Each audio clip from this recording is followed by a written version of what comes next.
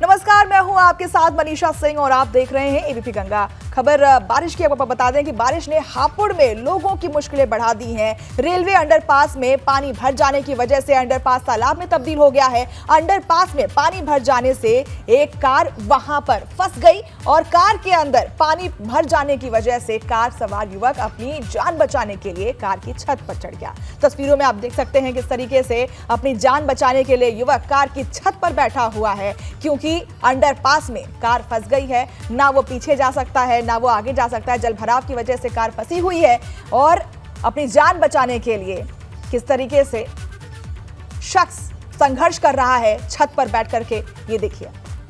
तस्वीरें आपके सामने हैं। रेलवे अंडरपास की ये तस्वीरें हैं जहां पर शख्स की कार फंस जाती है और फिर अपनी जान बचाने के लिए वो छत पर चढ़ जाता है, क्योंकि पानी इतना ज्यादा है कि कार इधर से उधर नहीं जा सकती और अपनी जान बचाने के लिए शख्स छत पर बैठा हुआ है। अंडरपास की ये तस्वीरें हैं। पानी भरने की वजह से कार फंसी हुई है और शख्स की जद्दोजहद आप देख सकते हैं किस तरीके से अपनी जान बचाने के लिए कार की छत पर बैठा है।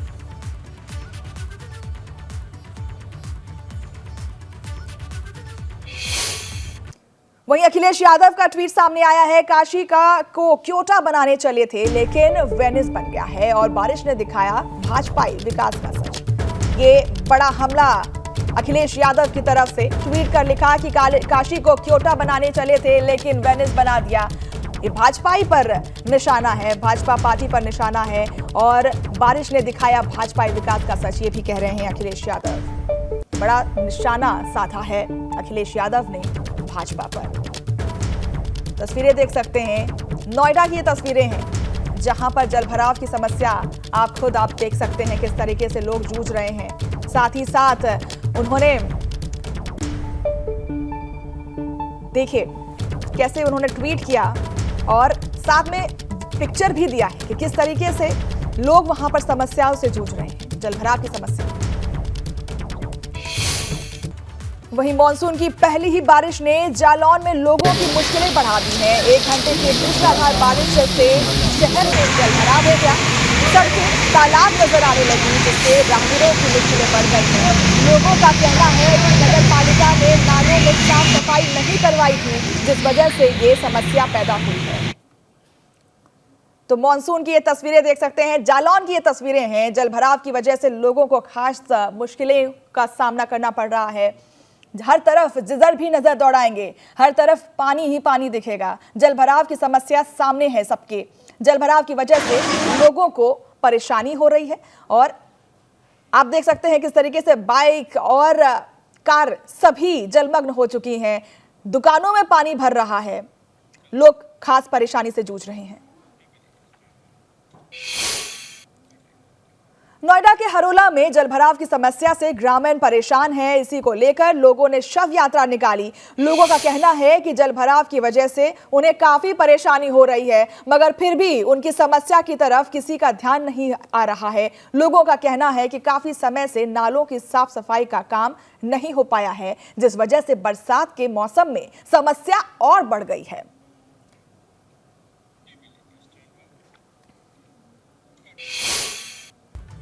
केदारनाथ यात्रा पर खराब मौसम की मार पड़ रही है।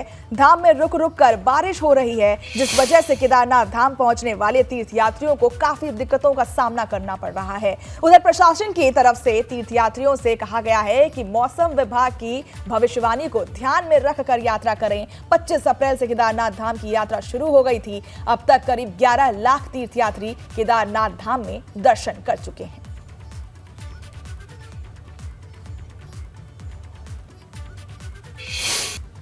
अगली खबर प्रयागराज से है, जहां सीएम योगी आदित्यनाथ पहुंचे प्रयागराज। लुकरगंज में माफिया अतीक अहमद के कब्जे से मुक्त कराई गई जमीन पर बने फ्लैटों का किया लोकार्पण।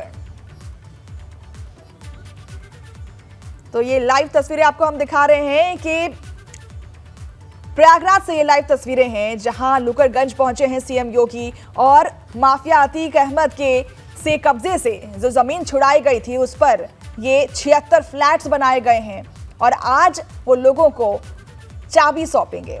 प्रयागराज दौरे पर सीएम योगी आदित्यनाथ हैं। जमीन पर 76 फ्लैट्स बनाए गए हैं। अतीक अहमद के से कब्जे से मुक्त कराए गए फ्लैट पर जमीन पर फ्लैट बनाए गए हैं। 76 फ्लैट्स की चाबियां लाभार्थियों को देंगे सीएम योगी। प्रयागराज दौरे पर सीएम योगी आदित्यनाथ हैं और लुकरगंज पहुंचे हैं वो। लाइव तस्वीरें आपके सामने हैं जहां 76 फ्लैट्स की चाबियां लाभार्थियों को देंगे। सीधी तस्वीरें आपके सामने हैं लखनऊ से। तो चलिए आपको फिर से प्रयागराज ले चलते हैं जहां सीएम योगी प्रयागराज के दौरे पर हैं और आज वो लाभार्थियों को 76 फ्लैट्स की चाबियां देंगे। सीएम योगी आदित्यनाथ पहुंचे हैं प्रयागराज और लुकरगंज के में माफिया अतीक अहमद के कब्जे से मुक्त कराई गई जमीन पर बने फ्लैट का आज लोकार्पण किया है उन्होंने और साथ ही साथ 76 फ्लैट्स की जो चाबियां हैं वो लाभार्थियों को सौंपेंगे। जमीन पर 76 फ्लैट्स तैयार किए गए हैं। ये वही जमीन है जो अतीक अहमद के कब्जे से छुड़वाया गया था। अब उस जमीन पर 76 फ्लैट्स बने हैं और अब इन फ्लैट्स को लाभार्थियों को सौंपा जाएगा। 76 फ्लैट्स हैं और इन सभी की चाबी आज लाभार्थियों को सौंप दी जाएगी। ये वही जमीन है जिस पर अतीक अहमद का कब्जा था। माफिया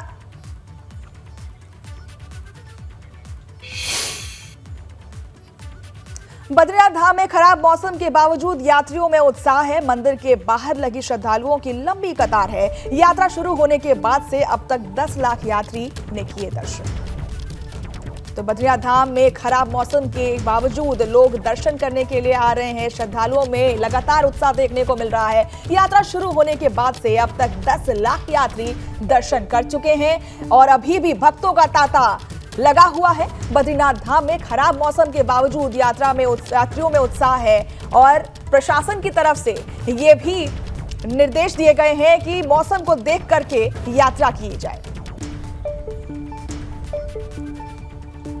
सांसद मेनका संजय गांधी सुल्तानपुर दौरे पर रहीं और इस दौरान उन्होंने प्रबुद्ध जनों से संवाद कर केंद्र सरकार की 9 साल की उपलब्धियों की जानकारी दी है। मेनका गांधी ने कहा है कि प्रधानमंत्री मोदी की नीतियों से देश मजबूत हो रहा है और इससे पहले उन्होंने अपने कैंप कार्यालय पर जनता दर्शन कार्यक्रम में लोगों की समस्याएं भी सुनी हैं। जनता दर्शन कार्यक्रम की तस्वीरें आप देख रहे हैं। आपके यहाँ 700 ट्रांसफॉर्मर्स आए हैं जो पूरे उत्तर प्रदेश में सबसे ज्यादा है। आपके तारे बदले गए। अब जब आपकी बिजली चली जाती है 1 घंटे के लिए तो मुझे फोन लगाया जाता है कि हमारी बिजली चली गई, हमारी बिजली चली गई। नहीं तो पहले स्थिति क्या थी कि अगर 1 घंटे की बिजली मिले तो हम लोग शुक्र करते थे। मुझे याद है पीलीभीत में 12-12 घंटे के लिए बिजली नहीं मिलती थी और किसी ने शिकायत नहीं करी क्योंकि रिवाज नहीं ऐसे था। और अब हम लोग बिजली के आदी हो गए तो बहुत अच्छी बात है। वहीं बारिश की वजह से मुरादाबाद में किसानों की टमाटर की फसल बर्बाद हो गई है। किसानों का कहना है कि पिछले कुछ रोज से बारिश लगातार हो रही है जिस वजह से खेतों में पानी भर गया और ऐसे में किसानों की खेतों में खड़ी खराब हो गई है। खड़ी फसल खराब हुई है। देख सकते हैं आप कि किस तरीके से लगातार कुछ दिनों से बारिश होने की वजह से टमाटर की फसलें जो है वो बर्बाद हो गई हैं।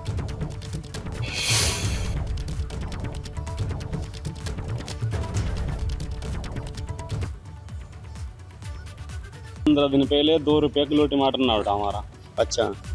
अब इस समय माल खराब होने की वजह पे हाँ जो है 100 रुपये किलो टमाटर उठ रहा है। अच्छा, टमाटर है ही ना हमारे खेतों में। ये हालत क्यों हुई है इसकी टमाटर की? ये तो बरसात की वजह से हुई है। अच्छा। जिससे कि बरसात में टमाटर की खेती बहुत नाजुक होती है। हाँ। तो टमाटर खराब होने का, ये जलने का आप देख रहे हो कैसा हो रहा, सब जला जला का। वहीं बारिश से टमाटर की फसल को नुकसान पहुंच रहा है। ऐसे में मंडी में टमाटर के दाम बढ़ गए हैं। कुछ रोज पहले तक जहां टमाटर 40 से 50 रुपए किलो था, वहीं अब उसका दाम 60 से 80 रुपए किलो हो गया है। महंगाई की मार्ग से सिर्फ टमाटर ही लाल नहीं है, रोजमर्रा की बाकी चीजें भी महंगी हो गई हैं। उधर ललितपुर में 35 फीट गहरे गड्ढे में दबे युवक को सकुशल रेस्क्यू कर लिया गया है। युवक को रेस्क्यू करने के बाद अस्पताल ले जाया गया, जहां उसे खतरे से बाहर बताया जा रहा है। दरअसल एक युवक बोरिंग के समय गड्ढे के मलबे में दब गया था और ग्रामीण के जानकारी देने पर युवक को बचाने की मुहिम शुरू कर दी गई थी। आखिरकार युवक को सकुशल रेस्क्यू कर लिया गया है। कल बोरिंग करते समय गड्ढे में युवक गिर गया था, जिसकी वजह से मिट्टी उसके ऊपर गिर गया और वो दबने की खबर आई थी। कल से रेस्क्यू टीम वहां पर जद्दोजहद में लगी थी ताकि उसे रेस्क्यू कर लिया जाए, लेकिन अब उसे सकुशल बाहर निकाल लिया गया है। उसका इलाज चल रहा है और उसे खतरे से बाहर बताया गया है। 35 फीट गड्ढे में वो युवक गिरा था और अब उसे बाहर निकाल लिया गया है।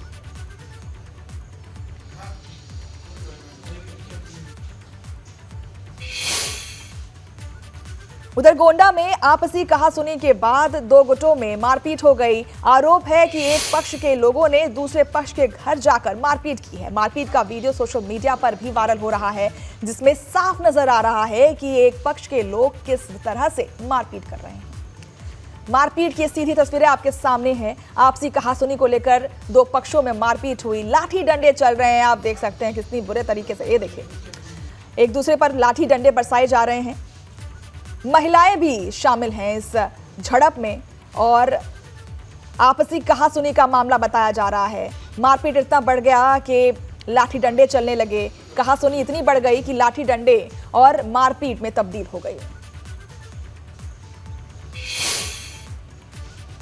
बागपत में दो गुटों के बीच मारपीट और पथराव हुआ है। बताया जा रहा है कि एक पक्ष के लोगों ने मस्जिद की छत पर चढ़कर ईंट और पत्थर बरसाए, जिसके इलाके में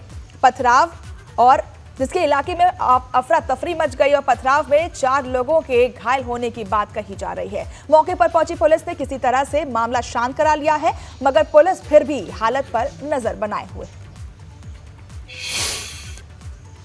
सोनभद्र पुलिस ने 1550 पेटी अवैध शराब बरामद की है। शराब की ये पेटियां कंटेनर से बरामद हुई हैं। पुलिस ने इस मामले में 2 बड़े शराब तस्करों को गिरफ्तार कर लिया है। बताया जा रहा है कि इस शराब को सिरमौर हिमाचल प्रदेश से झारखंड के रास्ते कोलकाता ले जाया जा रहा था, मगर सोनभद्र पुलिस ने चेकिंग के दौरान तस्करों के मंसूबों पर पानी फेर दिया।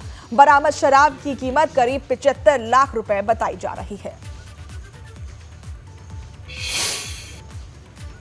महाराजगंज में पुलिस ने 90 ग्राम हेरोइन के साथ एक शख्स को गिरफ्तार किया है। बरामद हेरोइन की कीमत करीब 80 लाख रुपए बताई जा रही है। पुलिस और एसएसबी की संयुक्त टीम ने की कार्रवाई। आरोपी सलमान के पास से नेपाली नोटों के साथ बाइक बरामद हुई है। पूछताछ में आरोपी युवक ने बताया कि वो नेपाल से हेरोइन लेकर आया था और उसे सीमावर्ती क्षेत्रों में सप्लाई करना है।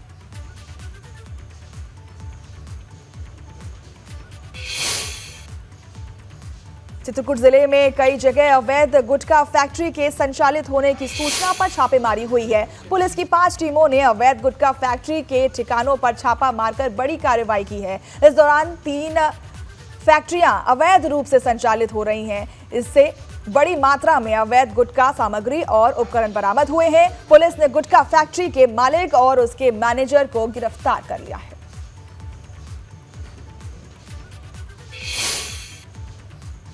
वहीं कानपुर में ससुराल के लोगों पर बहू की पिटाई का आरोप लगा है। मामले की जानकारी के बाद जब मायके वाले लड़की का हालचाल जानने पहुंचे तो उनकी भी पिटाई कर दी गई। बताया जा रहा है कि अभी एक दिन पहले ही बहू के साथ हुई मारपीट को लेकर समझौता करने के लिए मायके वाले गए थे। आरोप है कि ससुराल के लोगों ने मायके वालों पर चाकुओं से हमला कर दिया, जिसमें 3 लोग घायल हो गए। आरोप है कि ससुराल के लोग लगातार दहेज की मांग करते रहे हैं। पुलिस मामले की जांच में जुटी है।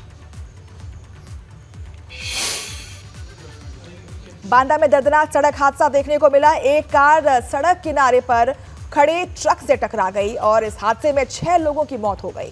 बताया जा रहा है कि 5 लोगों ने मौके पर ही दम तोड़ दिया, जबकि एक शख्स की अस्पताल में जलकर इलाज के दौरान मौत हो गई। अभी भी 2 लोगों की हालत गंभीर बताई जा रही है। ये सभी लोग तिलौसा गांव के रहने वाले हैं। उधर सहारनपुर के अस्पताल में चंद्रशेखर आजाद को घर भेज दिया गया है। पुलिस और प्रशासन के आला अधिकारियों से बातचीत के बाद चंद्रशेखर के समर्थक मान गए हैं और जिसके बाद चंद्रशेखर को अस्पताल से घर भेज दिया गया। चंद्रशेखर पर हुए हमले को लेकर उनके समर्थकों में गुस्सा है। वहीं भीम आर्मी चीफ चंद्रशेखर आजाद पर सहारनपुर में हुए हमले के बाद भी आर्मी के कार्यकर्ता आक्रोशित हैं। इसे लेकर मेरठ में भीम आर्मी और आजाद समाज पार्टी के कार्यकर्ताओं ने प्रदर्शन किया। जिला प्रशासन के जरिए यूपी सरकार को ज्ञापन सौंपा, जिसमें चंद्रशेखर आजाद की सुरक्षा बढ़ाने की मांग की गई है। साथ ही हमलावरों की जल्द से जल्द गिरफ्तारी की भी मांग की गई है। इस दौरान भीम आर्मी के कार्यकर्ताओं ने कहा कि यदि भीम आर्मी चीफ चंद्रशेखर की सुरक्षा नहीं बढ़ाई जाती है तो वे इसका चंदा इकट्ठा करेंगे और सरकार को देंगे। चंद्रशेखर की सुरक्षा व्यवस्था बढ़ाने की मांग करेंगे।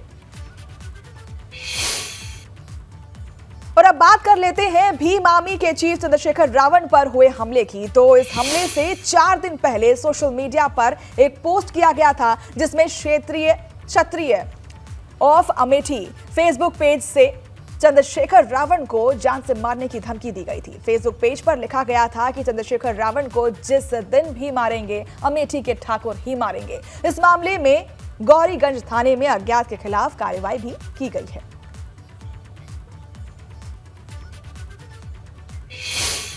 वहीं उन्नाव में नोट के बंडल के साथ थानेदार के परिजनों का फोटो वायरल हो रहा है, जिसमें थानेदार के परिवार के लोग करीब 14 लाख रुपए के साथ फोटो खिंचवाते नजर आ रहे हैं। यह वीडियो एसएचओ बेहटा मुजावर के परिवार का है बताया जा रहा। तस्वीर में नजर आ रहा ये बिस्तर पर 500 के नोटों की गड्डियां भी पड़ी हुई हैं और थानेदार के परिजनों नोटों की 27 गड्डियों लेकर बैठे हुए हैं। मामले पर एसपी ने संज्ञान लिया और उप निरीक्षक रमेश चंद्र सहानी को लाइन हाजिर कर दिया। अयोध्या में एंट्री के साथ ही लोगों को उसकी भव्यता का एहसास हो, इसके लिए योजना बनाकर काम हो रहा है। अयोध्या में प्रवेश के लिए 6 भव्य द्वार बनाने की तैयारी की जा रही है। प्रोजेक्ट पर 15 करोड़ से अधिक की धनराशि खर्च होने की अनुमान है।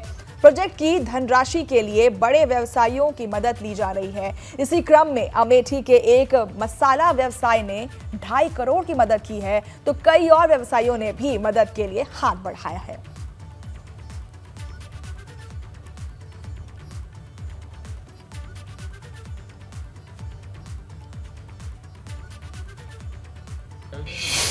चल रहे हैं, कुछ हम लोग नई चीज़ें प्रपोज कर रहे हैं और ऐसे बहुत सारे प्राइवेट इंडिविजुअल्स हैं, बिजनेस हाउसेज हैं जो यहाँ पर कंट्रीब्यूट करने के इच्छुक हैं। तो कुछ ऐसे वेलकम गेट्स हैं जो हम लोग बनाने के इच्छुक हैं, जिनकी डिज़ाइन हम लोगों ने एक डिज़ाइन कंपटीशन किया गया था, ग्लोबल डिज़ाइन कंपटीशन हुआ था, उसमें कुछ डिज़ाइंस आई हैं। तो उसमें जो बहुत ही उत्कृष्ट डिज़ाइंस हैं उनको हम लोग एग्जीक्यूट करेंगे ग्राउंड पे। और कुछ ऐसे इधर पिथौरागढ़ के घाट क्षेत्र में अवैध खनन की शिकायत पर प्रशासन ने कार्रवाई की है। रामगंगा नदी में जेसीबी से अवैध खनन करने की लगातार शिकायतें आ रही थी। प्रशासन की टीम ने घाट क्षेत्र में छापेमारी कर खनन में लगे एक पोकलैंड और एक जेसीबी को सीज कर लिया है।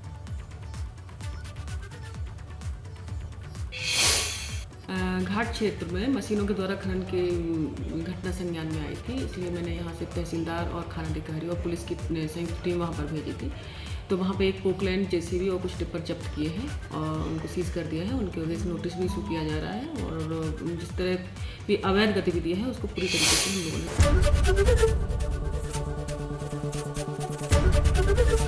ने। एबीपी गंगा, खबर आपकी, जुबान आपकी।